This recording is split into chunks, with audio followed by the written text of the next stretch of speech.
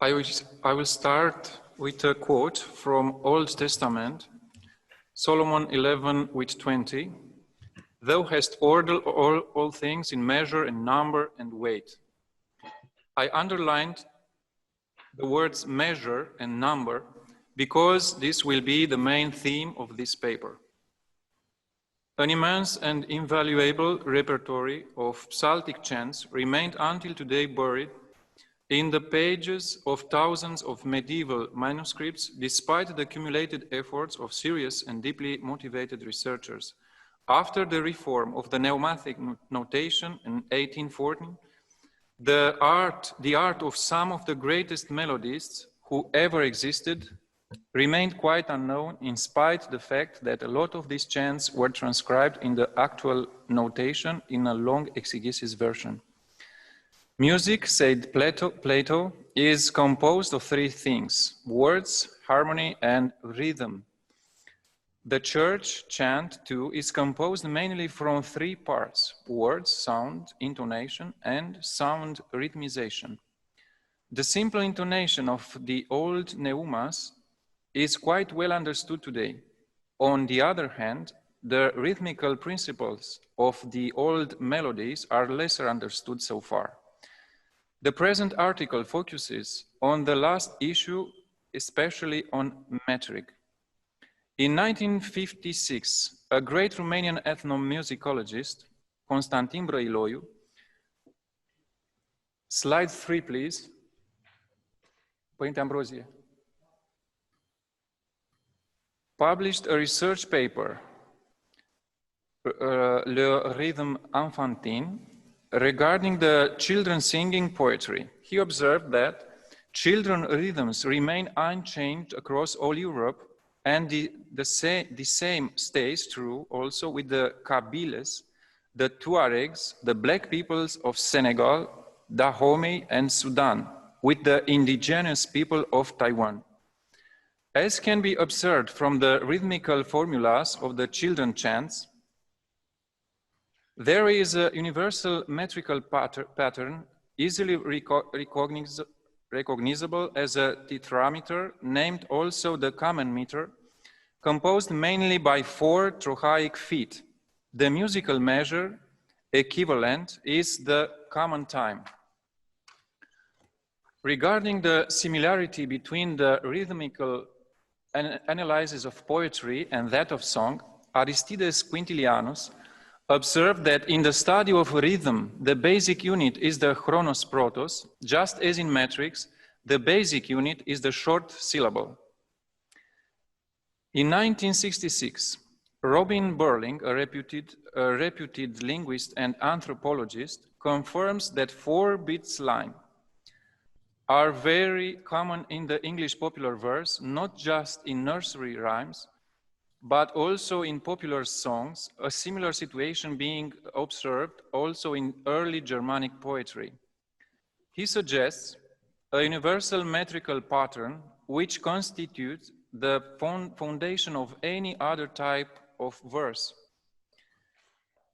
If this supposition proves to be true, then, I quote, the comparative study of metrics would be the study of the diverse ways in which different poetic traditions depart from the common basis of simple verse. The universality of the common meter and also its musical equivalent continued to be observed later on by different linguists as Bruce Hayes, Margaret McEachern, Andy Arleo, and many others. In ancient Greek poetry, the importance of meter was far from being underestimated. It is clear that the meters are a part of rhythm, says Aristotle, and he points that the meter is an indispensable constituent of a song. Cassius Longinus makes a very important observation which is to be kept in mind in connection with the church poetry. Many of the meters happen to go hidden, being silenced in prose discourse. The oldest chant in Christian hymnography is the Moses Canticle, sung at a very important moment in the Hebrew history, the Red Sea crossing. It is important to observe that it had a circle dance rhythm, because Moses' sister and the Israelite woman were able to perform a chorus around the singers as it is represented in Christian iconography. The majority of nations enjoyed this circular dance in past. Very few kept it alive until today. The rhythm of a traditional Romanian closed circle chorus is usually the common time because the simplest way to dance it is to make 4 steps to the center and 4 steps back. In Romanian language, this type of archaic chorus is called bătrânească or din bătrâni, that is, an approximative translation, the chorus from the ancestors. It is interesting to observe that hora is the most popular folk dance in Israel today, becoming a symbol of their national revival, being widely danced across the country right after the declaration of the State of Israel in 1947. It has roots in Romanian hora and preserves the simple rhythm of common meter and common time. Let's go back to Miriam's chorus and have a look at the meter of the verses which appear in the iconographical representation. As can be observed, all the verses can be metrically ordered in a tetrametric pattern composed in general of 4 trochaic feet. The simple recitation in a tetrametric arrangement sounds like this. Asomento Kyrio endoxos garde doxaste ipon ke anavathin asomento Kyrio endoxos garde doxaste. Even though not all the accents follow a constant metrical foot, one must be aware of the words of Dionysius of Halicarnas. When a poem is set to music, the syllables can widely vary their natural length and often turn in their opposites according to the demands of the rhythm. Even if he refers to the quantitative prosody, the interchangeability of the accented and unaccented syllables can happen in qualitative meter too. Now let us see if one of the oldest pneumatic versions of the Moses Canticle can be deciphered in tetrametric key in short exegesis. We will use bars of 3 different lengths to mark the succession of the 4 feet which compose the tetrameter. For an equivalence with the common time music pattern, the duration of a syllable is an 1/8 quiver, as you can see. One can notice the metrical equivalence between the poetry meter and the musical measure. Yet, for a comfortable reading and also for a possible rendering in a long exegesis, we consider suitable to increase all the values by 4 times. And so the chronos protos will be increased to a 1/2 note, as you see in the right corner down. Consequently, the longest red bars delimitate one common meter, tetrameter, simultaneously with one common time enlarged to a 1/2 note chronos protos. The middle-sized red bar divides the verse in 2 halves. One should notice that the verse can start sometimes with a iambic foot, which musically is the equivalent to an anacrusis. The little bars divide the 2 halves further in 4 metric feet and consequently in 4 musical beats. The intonation of the pneumatic score of the Moses Canticle, first ichos, plagal, in the simplest unembellished singing will be this.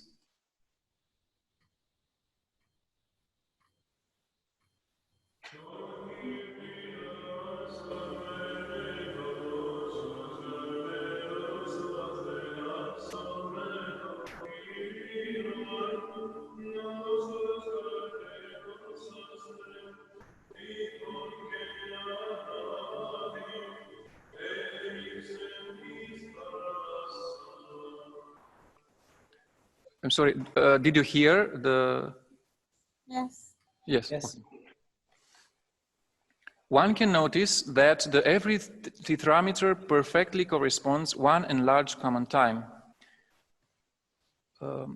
Just one moment. Vă rog, când se pune melodia, să rămână slide-ul vizibil, să nu se vadă. Vă rog mult, ca să poată să urmărească pe partitură. In particular, one should also notice that the first neuma of the third verse is an ison, but in fact, it must be transposed a fourth higher, so the musical phrases will end normally on the first plagal cadences. This must be kept in mind when we will analyze the compositions of Eustache from Putna, because he also uses this type of neumatic orthography. Let us hear now the exegesis of the first ichos incipit.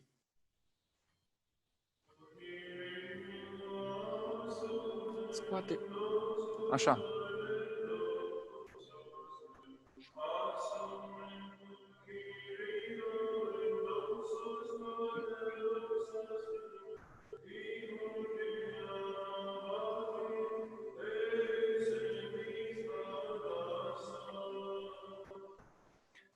The melos of this transnotation might sound unfamiliar for some, but does it really sound different from today's rendering of the chant?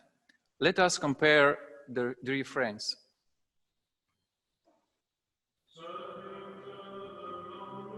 This is a Romanian.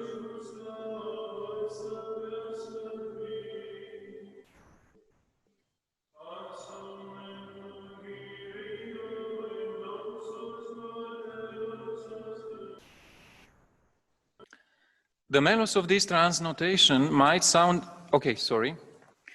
we believe that the similarity between the two versions is obvious. Anyway, it will be absurd to pretend, at least in this case, that only the long exegesis is suited for the old pneumatic notation.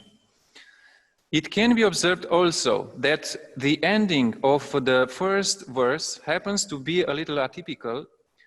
The last syllable seems to not fit easily in the last rhythmical foot of the measure.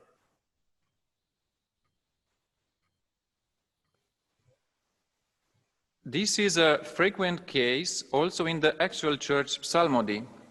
The last note can be considered as an anacrusis, which can be partially integrated in the last metric foot of the current verse. But because too much analyzes fatigue, let us have a short break, bringing in discussion the theological origins of the chorus. Why the circle-danced chorus is so widely spread to many nations from immemorial times? It is difficult to answer academically, so church fathers speak about an eternal chorus. Some church fathers speak about an eternal chorus danced by the celestial beings around the throne of God.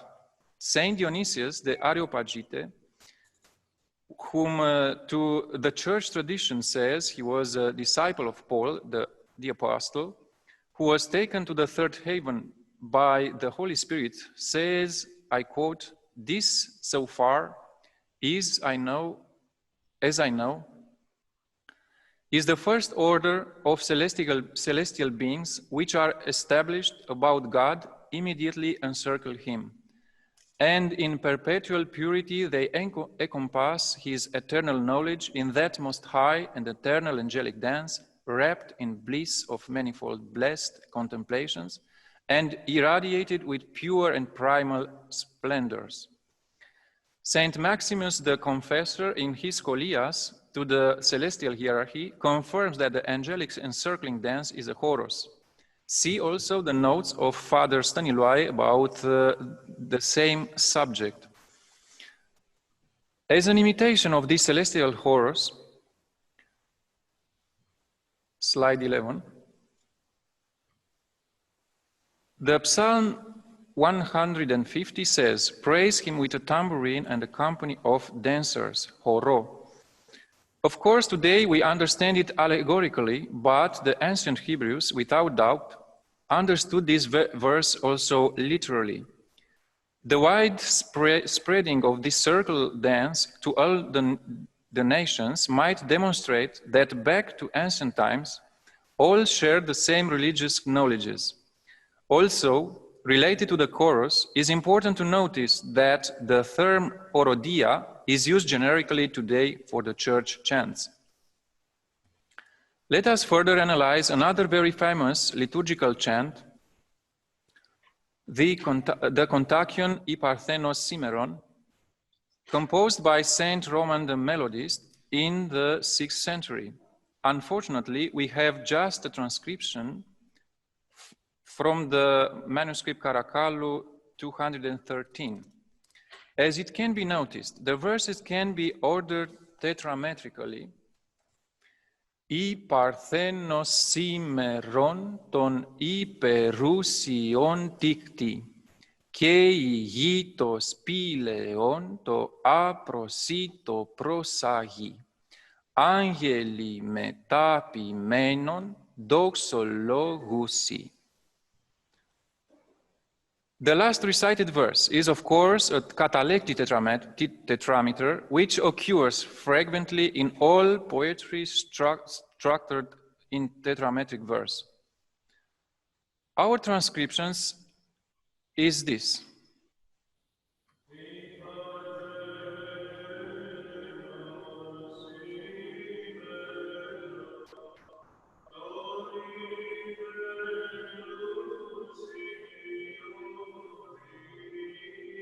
Părinte, te rog frumos, dă-i la o parte.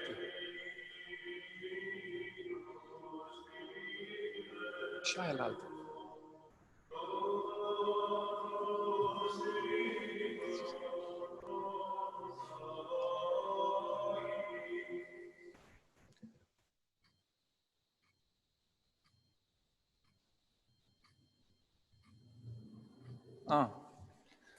Okay, sorry. Could you see the slide in while the music was performed? Yes? Yes. Okay. Yes.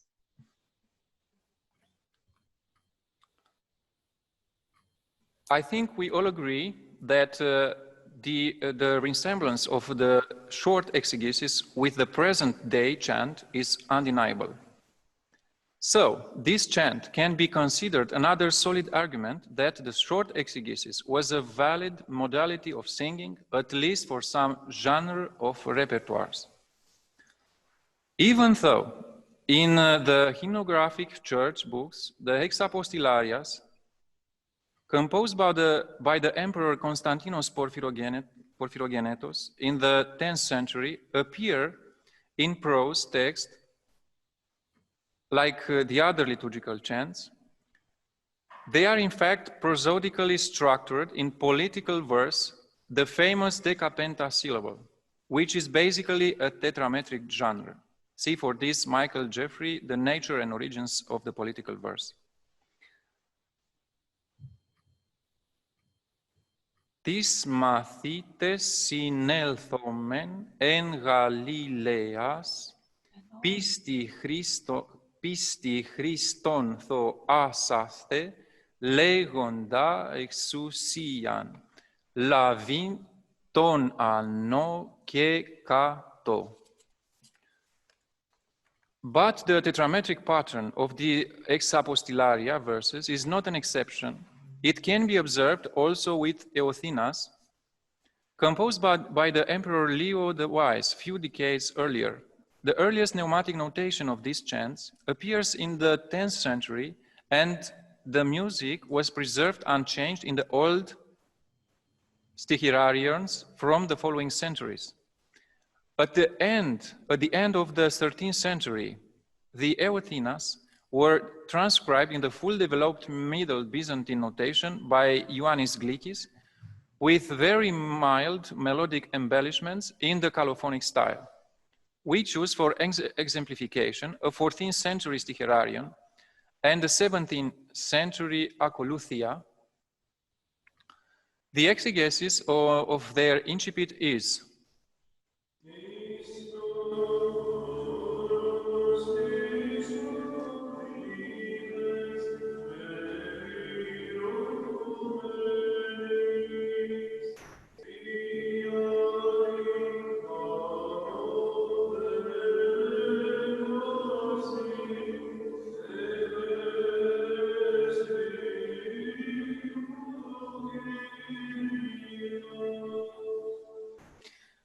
When the two versions are compared, it can be observed that the chironomical signs added by Glickis do not enlarge the durations of the notes, that is, one chironomic sign per 1/2 metric foot. Another chant belonging to the stihiraric genre is the Dogmaticon, composed by Saint John Damascene in the 8th century. Again, its verses can be ordered tetrametrically. And our exegesis will be: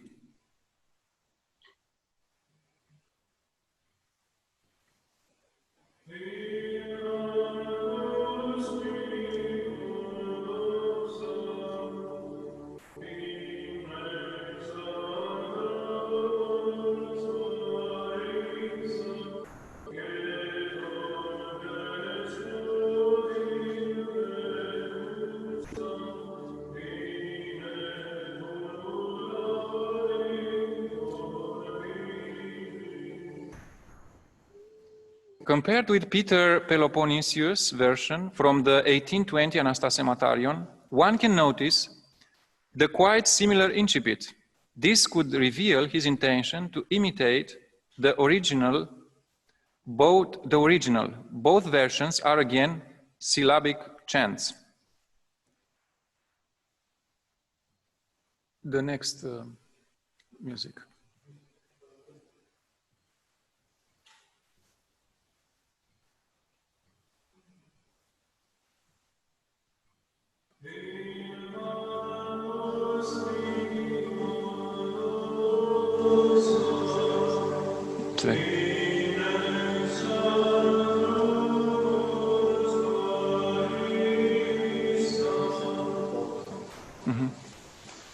Okay, this was Peloponnesius' version. If the examples above were from the hymnologic and stihiraric genre, next we will analyze a species of the papadic genre, the psalms.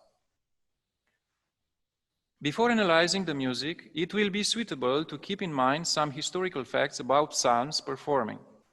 They were composed by the Emperor David around the 10th century BC, and at first they were soloistic, performed with orchestral support. We should be aware that an instrumental ensemble from any time, anywhere, was supposed to follow a precise meter, otherwise the players could never perform harmonically together.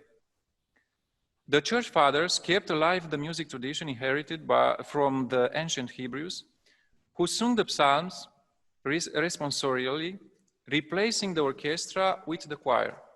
See for this the Saint Efthymius Zigaben commentaries on psalms. Later on, in the 3rd century, the antiphonic singing of psalms also came into practice. In the responsorial singing, the solo part could be sung in a free rhythm or recitative, as today, when the psalt intonates a single verse, for example, a prokimenon or a stichos before a stihera. But the responses of the instrumental ensemble and the choir were performed inevitably in measure. This alternation between the recitative and measured singing is confirmed by the old pneumatic notation.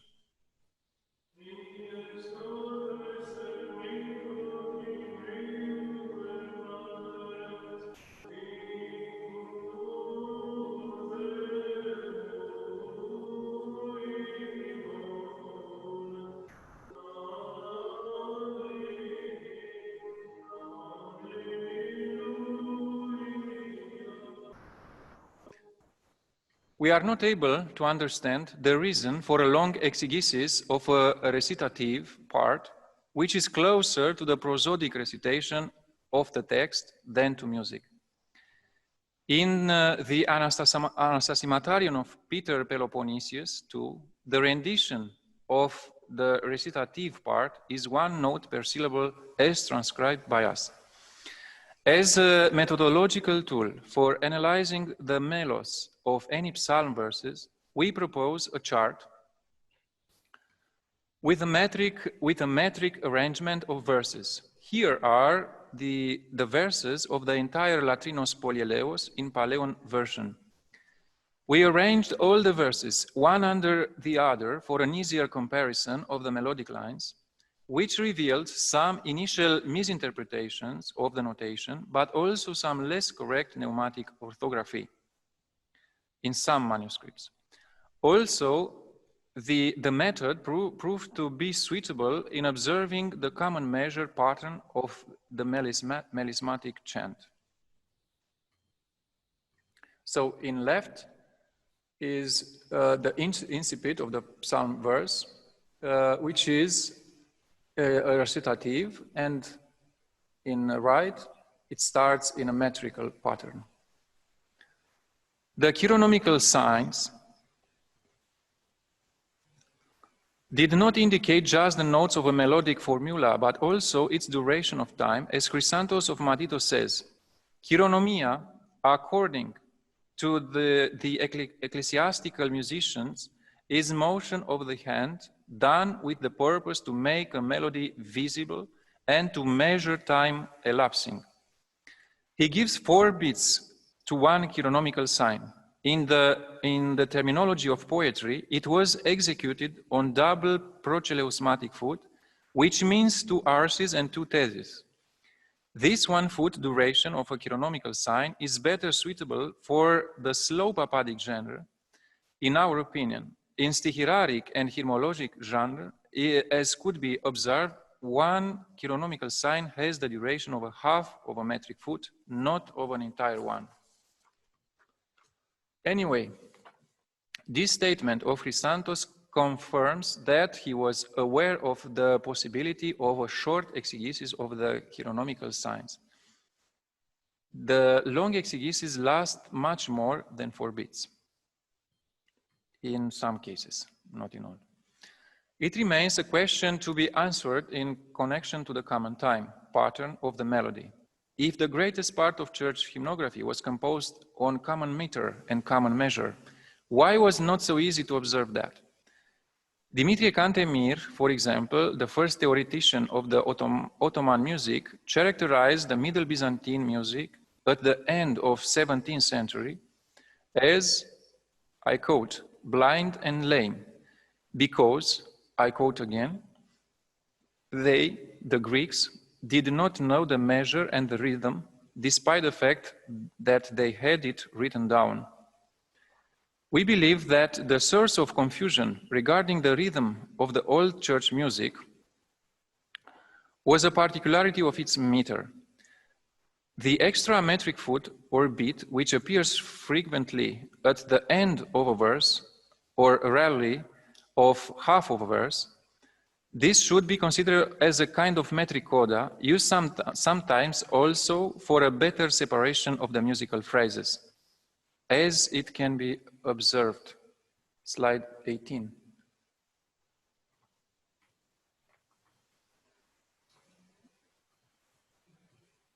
No. Another reason might be the vocal character of the church music, which requires little short breaks between musical phrases for resting the voice. But this subject requires a separate study with longer explanations and exemplifications. So definitively, the rhythm of church hymnography was not at all free, but well organized in common meter and common time. Regarding the anteriority of the short exegesis, we can quote a famous hymnographer of the church, the Emperor Constantinos Porphyrogenetos. I quote, "With the blessing and nodding of our most holy Archbishop, they, the 4 domestici of the great church, start the God-pleasing praise formulated by the very lips of our most wise King Leon, sent from God. And together with the utterance of this and the artful motion of the chironomia, all persons attending sing and chant unanimously the sacred song. It is known that even the 3 teachers who initiated the pneumatic reform had some little different exegesis on the same chironomical formula. How is then possible for a congregation to sing unanimously in a long exegesis of a chant? As today, a congregation could be capable to sing only simple melodies. There is not even one situation, as much as we know, in more than 200 years from the pneumatic reform, when a congregation was able to perform a long exegesis chant. The syllabic intonation in common meter was the simplest way to sing poetry anytime, anywhere. The church poetry was not addressed to an intellectual elite firstly, but to common people, as are the holy icons too. Not elaborated artistic crafts were searched in the first row, because the mind of the listeners were not supposed to be distracted from praying, but helping to that. The correct perception of the rhythmical issue of the old chants is also very important for a better understanding of the long exegesis too. It cannot be sufficient just to copy-paste the transcriptions of the old melodic formulas without comprehending deeply the rhythmical logic of it. In conclusion, an exhaustive research, on metric issue of church chant requires, of course, much more examples, much more analysis, and much more space. Yet, by the short examples we could observe from hymnological and stihiradic genre, it is quite clear, at least for me, that at least a good part of the church chants can be interpreted in the common meter and common time key. Of course, the long papadic genre requires a separate research from the syllabic repertoire. Thank you for your listening.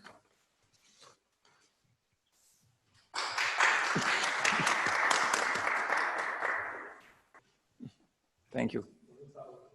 Well, thank you very much to Father Avraam. Are there any questions for his presentation? Mr. Myers, would you like to say something? The whole, actually, I had no questions, but when while I was listening to the presentation, I was reflecting on my own musical education when the whole issue of sacred rhythm in sacred plainsong is never addressed. And we are told, whether we're studying Eastern or Western chant, that rhythm is not a factor. And this is a real eye-opener for me. And I really appreciate it, because it's opening up a whole new dimension, especially when it comes to performing and reconstructing the older repertories. And I really appreciate what I'm hearing. Thank you very much. Thank you very much. Is there any other question?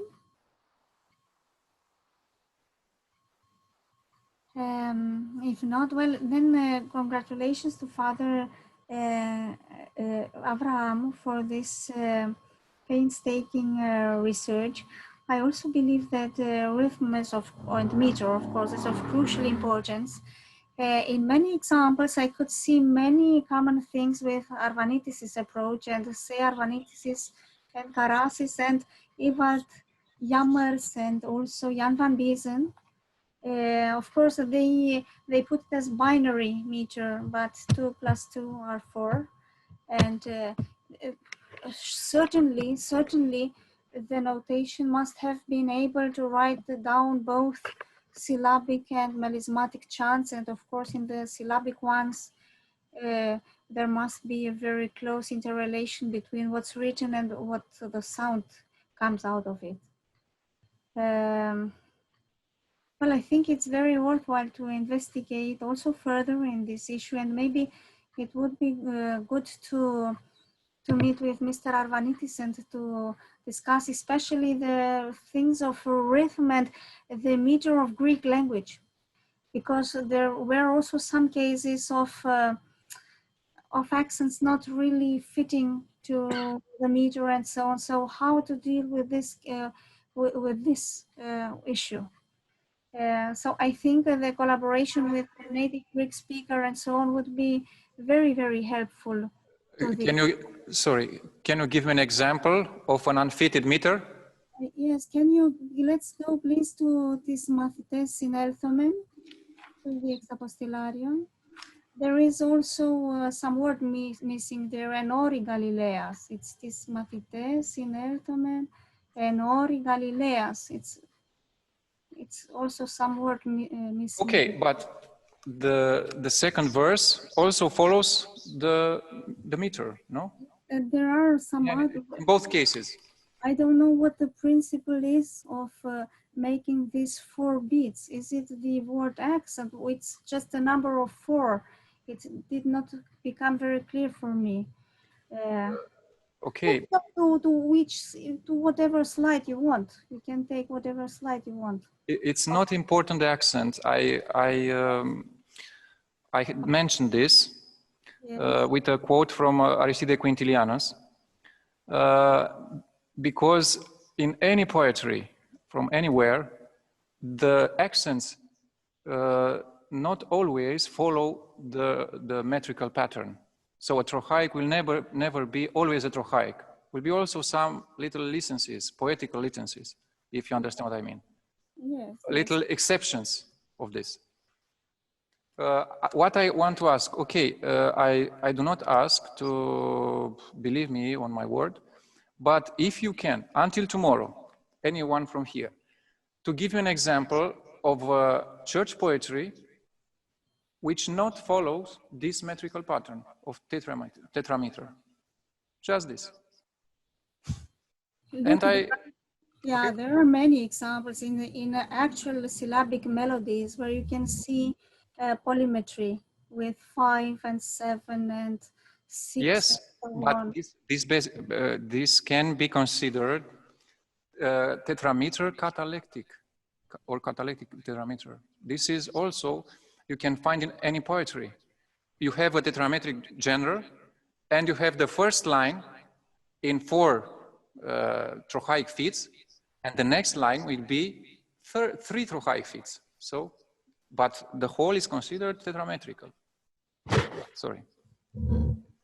Well, we can see also tomorrow some examples. I think that this really needs a thorough discussion, and of course, I would be very eager to have also some Greek colleagues here with native speakers to say their opinion on this. Because at least in the hymnologic melodies, for instance, Apolitikia and this kind of small melodies today, you can find a very intensive polymetry. It's not only 4. Of course, very intensively, it's 4 in the Doxastica of Petros Peloponnesius. There thoroughly, you can go, almost thoroughly, you can go with 4. And you can go to a very large extent also with 4 meters in a Calophonia. It's very clear. It's very clear that it's the basic meter. This is very clear that it's a basic meter. But no, I don't think that we can press inside there everything. And I wanted also to ask you about the transcription, the one which was with the short exegesis, as you call it, for instance, for neumes like kratima. It's the same. How can you have them without a doubling? I mean, how can you subsume duration of 1 beat? I mean, as you expressed it in half note, having a kratima where all the theoreticians say that it doubles the duration. Yeah, it's very easy. You can find this in Mr. Arvanitis' doctoral thesis, where he analyzed one under the other some manuscripts versions of the same chant. And from there, you can see that sometimes a kratima is under just an oligon or something like this, a simple. When it goes together with some other, there are some certain combinations, but well, I think it would be very good to see your approach in a very strict correlation with what other scholars did, like Arvanitis and also some previous scholars, and then to find, because I think it's there is some truth therein. There is some truth therein, but maybe not in this so holistic way, in the sense of pushing everything there in four bits. I already said that it's not an exhaustive research. Yeah. Yeah. So, of course, to have a whole view of the whole church poetry, you need to dig much more. But I told you, please, if you have knowledge, I'm curious to find a non-tetrametrical settlement of church versus poetry. I'm curious to find, because I searched by chance, to any genre, and it looks to me that it is this settlement. It's like a children poetry. With what I started the paper. This is a universal pattern. Brăiloi observed this, and this is so universal. I'm very intrigued that nobody observed it with enough carefulness, that this is a universal pattern, this four-metric, tetrametric rhythm. Okay, this is a long discussion. We need each one to make our own research about this, because I understand that this is a new idea, maybe. Of course, I'm not an expert in Greek language and not even in the correct pronunciation, but it's not the case about necessarily which syllables are accented. Not this, is the number of syllables. If they are 8 or 6 or 7, this is what is important. Yes, yeah. Okay, so then thank you very much. We can continue tomorrow some discussion.